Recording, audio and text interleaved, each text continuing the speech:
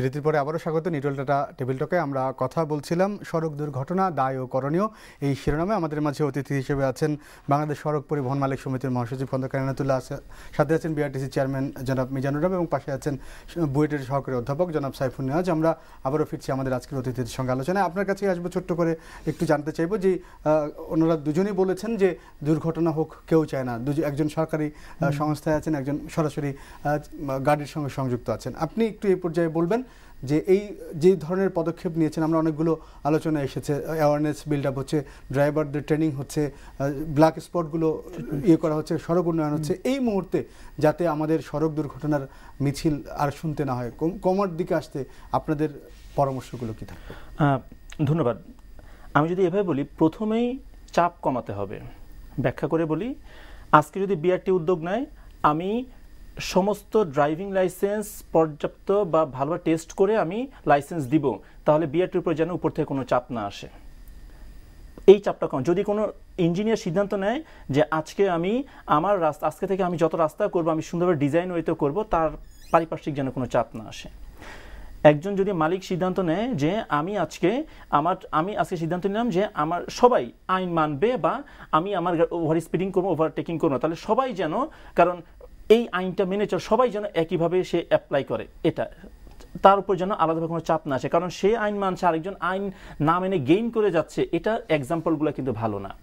এবং তৃতীয়ত হচ্ছে যে আমি বলবো সড়ক ব্যবহারকারী যারা আছে, পথচারী এবং যাত্রী এবং চালক, তারা প্রত্যেকে যেন এক কথা সর্বসাধারণ যেন তার দায়িত্বটা পালন করে। পথচারী হিসেবে আমি যেন রাস্তায় আমি দৌড় দিব না, আমি ফুটওভার ব্রিজ দিয়ে যেমন পার হবো, চালকও যদি দেখে যে পথচারী সামনে পড়ে গেছে, আমি স্লো করব, ধাক্কা দিয়ে চলে যাওয়াটা কিন্তু আসলে সলিউশন না, ভুল করতেই পারে, তাই না?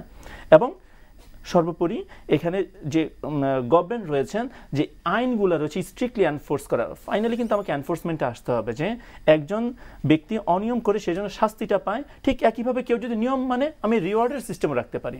দেখা যাবে যে শাস্তি এবং রিওয়ার্ডের সিস্টেম দুটো যদি থাকে, যে অন্যায় করছে সে কিন্তু দেখা যাবে যে শাস্তির ভয়ে কিন্তু আর অন্যায় করবে না, এবং যে কিনা বরং সে আর যে রিওয়ার্ড পাচ্ছে সে কিন্তু এই কাজটি আরও কন্টিনিউ করবে এবং এক্সাম্পল সৃষ্টি করতে পারবে।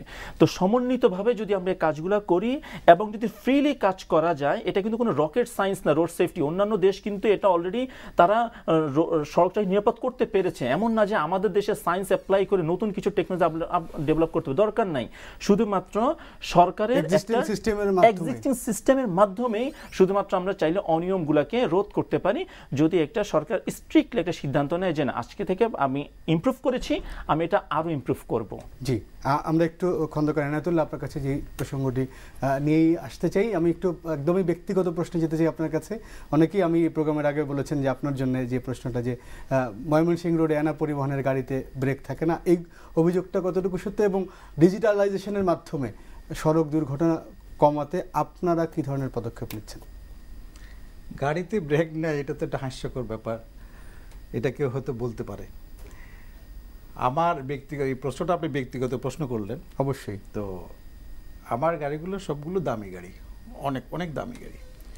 এগুলো ব্রেক ছাড়া চলবে কীভাবে? হয়তোবা কোনো ড্রাইভার ওভার স্পিডে গাড়ি চালিয়েছে, কেউ নজরে আসছে, হয়তোবা কোনো দুর্ঘটনা কেউ নজরে এসেছে। আমরা যেহেতু ব্যবসা করি, দায় তো আমরা এড়াইতে পারি না। অবশ্যই না, আমাদেরকে আপনি কিন্তু বারবারই বলছেন আমাদেরকে দায় নিতেই হবে। কিন্তু আমার বক্তব্য হলো যে আমরা এই দুর্ঘটনা কমানোর জন্য কতটুকু কাজ করে যাচ্ছি। আপনি যেমন আজকে ইলিয়াস কাঞ্চন সাহেব নাই, ওনার সাথে আলাপ করলে জানতে পারবেন যে আমি কয়েক মাস পর পর ড্রাইভারদেরকে নিয়ে বসি, এবং কয়েকটা প্রোগ্রামে ওনাকেও নিয়েছি অ্যাওয়ারনেস বিল্ড আপ করার জন্য। আমি আপ্রাণ চেষ্টা করে যাই যে দুর্ঘটনা কিভাবে কমিয়ে আনা সম্ভব হয়। আপনার সংগঠন কি করছে? আমাদের সংগঠনের পক্ষ থেকেও আমরা এই যে সরকারি পর্যায়ে এগুলো কাজ করার জন্য এইসব ব্যাপারগুলো আমরা সবসময় দেন দরবার করে থাকি। বিআরটি এর সাথে, গভর্নমেন্ট সংশ্লিষ্ট মন্ত্রণালয়গুলোর সাথে আমরা এই কাজগুলো করে থাকি সবসময় দুর্ঘটনা কমানোর জন্য। সম্মিলিতভাবে যদি চেষ্টা না করা হতো, আজকে এই দুর্ঘটনা কমার জন্য আপনারও ভূমিকা আছে, আমারও ভূমিকা আছে। আপনি যেভাবে কথা বলতেছেন, যেভাবে তুলে ধরছেন মানুষের কাছে, সুতরাং সবার সম্মিলিত উদ্যোগের কারণেই কিন্তু দুর্ঘটনা কমে আসছে। তো আমি যেটা বলতে চাই, দুর্ঘটনার যেমন মালিক এবং শ্রমিকের যে দায়িত্ব, যেখানে যে দোষটা পড়ে, যেমন আমি দেখি যে ম্যাক্সিমাম ঝুঁকিপূর্ণ ওভারটেকিংয়ে দুর্ঘটনা বেশি ঘটে, খুবই বেশি ঘটে ঝুঁকিপূর্ণ ওভারটেকিং। যে আমি এই জায়গাটা থেকে বের হতে পারবো না, ওভারটেক করতে পারবো না, কিন্তু আমি ওভারটেকের জন্য করতে গেলাম, সেই জায়গাটা মুখোমুখি সমস্যা হয়, যেটাকে হেড কলিশন বলা হয়। আর দেখা যায় ওভার স্পিডের জন্য দুর্ঘটনা বেশি ঘটে। আর দুর্ঘটনা বেশি ঘটে কোথায়? আপনি হাটে, বাজার, চারিদিকে হাট বাজার, রাস্তাঘাট, মানুষ দৌড়ায় এপার থেকে ওপার যাচ্ছে। আপনি ফিডার রোড থেকে একটা স্লো মুভিং গাড়ি এসেছে, হাইওয়েতে একটা গাড়ি আসতেছে, সে একটা স্লো মুভিং গাড়িতে অন্য দিক থেকে সে রাস্তার উপর উঠে যাচ্ছে। এইসব কারণগুলোতে দুর্ঘটনা বেশি ঘটে। ড্রাইভাররা যদি তাদের যদি ঝুঁকিপূর্ণ ওভারটেকিং না করে, এগুলো কমানোর জন্য আপনারা সরকারের সঙ্গে কোন ধরনের নেগোসিয়েশন করছেন? এগুলো কমানোর জন্য দেখুন, রোড সেফটি কাউন্সিল একটা বড় ধরনের একটা সেখানে কমিটি রয়েছে, একটা বডি রয়েছে, এবং সেটা সে বডির পক্ষ থেকে মাননীয় সড়ক পরিবহন সেতু মন্ত্রী আলাদা একটা কমিটি করে দিয়েছেন। সেই কমিটিতে আমিও রয়েছে, আমাদের সৈয়দ মাকসুদ সাহেবও রয়েছে। আবুল মকসুদ এই কমিটি রাস্তায় যাচ্ছে, কাজ করতেছে, বিভিন্ন সময় বিভিন্ন প্রোগ্রাম করতেছে, এই আপনার স্পিড কমানোর জন্য কাজ চলতেছে। কাজ যদি না চলে, কাজ যদি না হয়, তাহলে কিভাবে দুর্ঘটনা কমে আসতেছে? আমাদের মালিক শ্রমিকদের যে দায়িত্ব, পাশাপাশি রোড যারা তৈরি করতেছে, নির্মাণ করতে ইঞ্জিনিয়ার, তাদেরকেও সেই যেটা এই আওতা আনা উচিত মনে করি। এবং প্রত্যেকটা হাইওয়ের পাশে যে সরকার যে উদ্যোগ গ্রহণ করেছে, যে সার্ভিস রোড তৈরি করা, হাট বাজারগুলো উঠাই দেওয়া, এগুলো করলে পরে দুর্ঘটনা আরও কমে আসবে। জি, আমরা আপনাকে ধন্যবাদ জানাই। একটু এ পর্যায়ে জনাব মিজানুর রহমান, আপনার কাছে যে প্রসঙ্গটা নিয়ে আসতে চাই, যেটা আমরা যেটা বলবো যে এই যে দুর্ঘটনাগুলো কমানো, যেটা আপনাদের দায়িত্বের মধ্যেই আছে, নিরাপদ সড়ক ব্যবস্থাপনা আপনারা করবেন এবং ভাড়াও আপনারা করছেন। সব মিলিয়ে যেটা আমি বলেছি যে আমাদের যে এরিয়া, আমাদের যে রাষ্ট্র বা আমাদের যে ঢাকা শহরে যদি আমরা কথাই বলি যে আমাদের যে পরিমাণে রোড দরকার ওই পরিমাণে নেই। আমরা সড়কগুলো এখন সরকার হাত দিয়েছে, বড় বড় কাজ করছে। এই অবস্থায় সড়ক নিরাপত্তা ব্যবস্থাপনায় যেটা পূর্বেও বলেছি আপনাকে যে আপনারা কী ধরনের নির্দেশনা আপনাদের ট্রান্সপোর্টগুলোকে দিয়ে থাকেন এবং এই মুহূর্তে এই দুর্ঘটনা কমাতে আপনার ডিজিটালাইজেশন পদ্ধতিটা ইমপ্লিমেন্ট করার কতটুকু সুযোগ আছে এবং আপনারা সেখানে কতটুকু কার্যকর ভূমিকা রাখছেন? জি, আমাদের যে গাড়িগুলো আছে আমরা তো নিয়ন্ত্রণ করি, আমাদের বিআরটিসির গাড়ি, এমআর সাহেবদের যে গাড়ি আছে এটা তারা করেন। তো আমাদের গাড়িগুলোর যে চালক, দুর্ঘটনা রোধ করার জন্য আমরা চালকদেরকে, যেহেতু আমাদের সংখ্যাটা নির্ধারিত 3000-এর মতো, এগুলোকে আমরা প্রতিনিয়তই কিন্তু কাউন্সেলিং করি, মোটিভেট করি, প্রতি মাসেই করি, প্রতিনিয়তই করছি। এবং তাদেরকে আমরা এমনভাবে মোটিভেট করছি, আপনি জেনে খুশি হবেন যে আমাদের কিন্তু দুর্ঘটনার হার প্রায় 0-এর কাছাকাছি। আমাদের মোটো হলো হলো 0-তে পৌঁছায় দেওয়া। আপনি দেখবেন বিগত দিনে আমাদের দুর্ঘটনার হার কিন্তু অতটা নাই। আমাদের গাড়িগত এই লং রুটও চলে শহরে, তবে শহরের ভিতরে যেগুলো চলে দুর্ঘটনা কম হয়। তবে একটা কথা আমি আপনাকে বলবো যে সরকারি হয়তো আমাদের রাস্তা বানাচ্ছে, মোটিভেট করছে, ড্রাইভারকে ঠিক করছে, যেমন আপনি বলছেন মোবাইল ফোন বা অন্যান্য যে সময় আপত্তিকর জিনিস ড্রাইভারদের মধ্যে যে সমস্ত অভ্যাস আছে, সেগুলো কিন্তু আমরা কাউন্সেলিংয়ের মাধ্যমে অনেক কমে নিয়ে আসছি। ইভেন খুব খারাপ ভাষায় যদি বলি গাঁজা টাজা এইসব তারা সবসময় নিত, এগুলো কিন্তু আমাদের বিআরটিসি ড্রাইভারদের মধ্যে এখন আর নাই, এগুলো দূর হতে পারছে। এবং সাংসারিক জীবন যাতে সুন্দরভাবে চলতে পারে, যেটা তার মনস্তত্ত্বকে নিয়ন্ত্রণ করে, সেই সংসারটাও যাতে সুন্দরভাবে পরিচালনা করে, এই মোটিভেশনও আমরা হাত দিই। আমরা একটু ওই জায়গায় শুনতে চাই যে সড়ক পরিবহনের সড়কে ডিজিটালাইজেশন।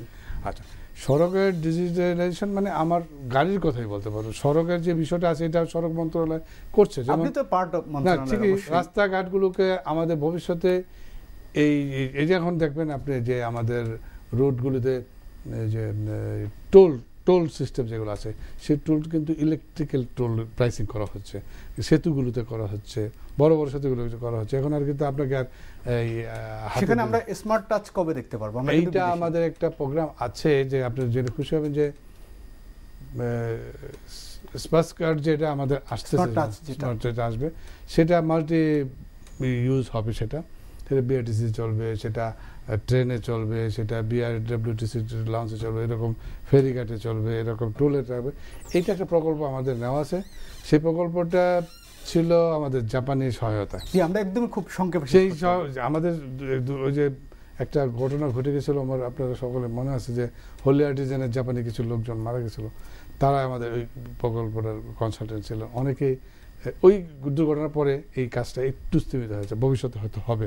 আমাদের স্পাস কার্ডের সেই বিষয়টা ঢাকা পাস যেটা করতেছে সেটা ইনশাল্লাহ হবে। এটা হয়তো এই মুহূর্তে একটু স্থিমিত হয়েছে, আপনারা সকলে জানেন বিদেশিরা একটু আমাদের এখানে আসতে টাসতে একটু শঙ্কিত বোধ করেছে, যেটা এখন কাটিয়ে উঠতেছে, এখন তারা আবার আসছে। আমরা একদমই শেষ করবো, আপনি একদম আশা করি আগামী 5 বছর 2-3 বছরের মধ্যে আমরা ওই সুযোগটা পাবো, সকলকে নিয়ে দেবো। জি, আমরা আপনাদের তিনজনকে অসংখ্য ধন্যবাদ জানাচ্ছি আমাদের আজকের আয়োজনে সময় দেওয়ার জন্য। আমরা আজকের আলোচনা থেকে সেই সিদ্ধান্তটাই বা সেটাই চাই যে সড়কের মৃত্যুর হার একদমই জিরোতে চলে আসবে এবং আমাদের সড়কগুলো যাত্রীদের জন্য নিরাপদ হয়ে উঠবে। আপনাদের সবার সম্মিলিত প্রচেষ্টায় আমরা সেই প্রত্যাশা করছি। আপনাদের তিনজনকে ধন্যবাদ জানাচ্ছি আবারও। দর্শক, নেটওয়ার্ক টাটা টেবিল টকের আয়োজন আজ এ পর্যন্তই। রাত 2টায় অনুষ্ঠানটি পুনঃপ্রচার রয়েছে এবং আগামীকাল একই সময় আবার অন্য কোনো বিষয়ে অতিথির সঙ্গে দেখা হবে। আপনারা সবাই ভালো থাকবেন। ধন্যবাদ সবাইকে।